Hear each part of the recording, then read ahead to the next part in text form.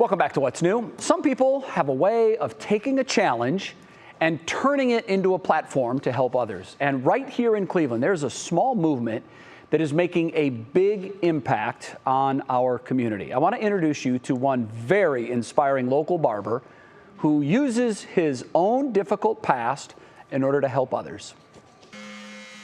Sometimes in life, we need a reset. I lived in a homeless shelter called Haven, and that's where they helped me with my mental health, with my drugs, and my severe alcohol addiction and homelessness. 2 decades ago, East Cleveland native Waverly Willis hit rock bottom. I survived off of eating out of the dumpster on 30th and Carnegie. I was the guy downtown begging you for change. I was the guy that was sleeping on the grates coming up with the steam. But before a life on the streets, Waverly was a gifted football star at Shaw High School. He even attended Kent State on a scholarship. But too much partying and not enough studying led to Willis's life spiraling out of control.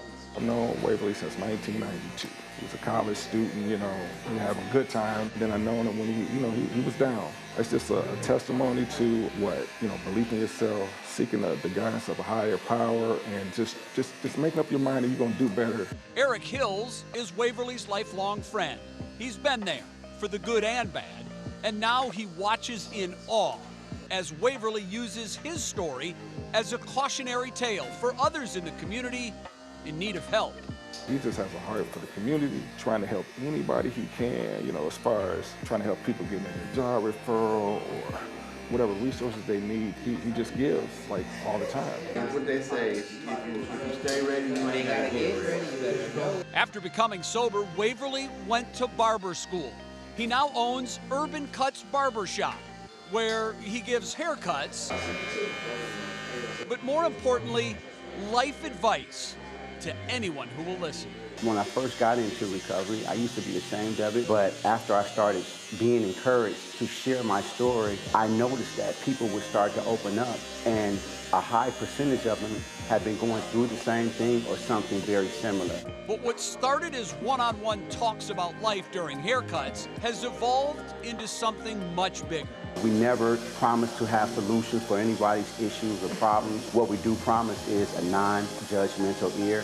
As you know, I'm in recovery, and in recovery we have a saying, and that is a problem shared is cut in half. Waverly has organized group sessions that meet at the barbershop on Saturdays. They're informal gatherings where anyone who wants to come shows up to talk and share their problems. Waverly is a breath of fresh air. I probably should come see him for a haircut every other day for some free advice if I could, but when you sit in Waverly's chair, you're in the hands of not only a great barber, but a great person. That was a really good piece. I couldn't be a bigger fan of Waverly. And here's the thing, sometimes when people are spending so much of their own energy to help others, we've become jaded as a society, and we're wondering, what's the catch here? Yeah. What's in it for you? This guy is the most genuine, helpful person that you'd want to meet. He really lives his life so that he can try to help others avoid the pitfalls that cost him years of his life. My favorite thing that he said in there is, a problem shared is cut in half. It's really powerful. Think about the power of that. So if you have a problem, and I'm sure there are folks out there who are watching that do, don't hold it inside. Tell a loved one.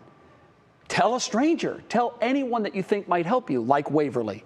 And now that problem is cut in half because you have someone else to help find a solution to that problem. There are so many lessons in that barbershop. Yes. It's pretty incredible. You did a great job telling it. Thank you. It was all Waverly. What an amazing guy. Yep. Waverly, we're behind you. Jay's a big fan. I am too. Yeah, he's great.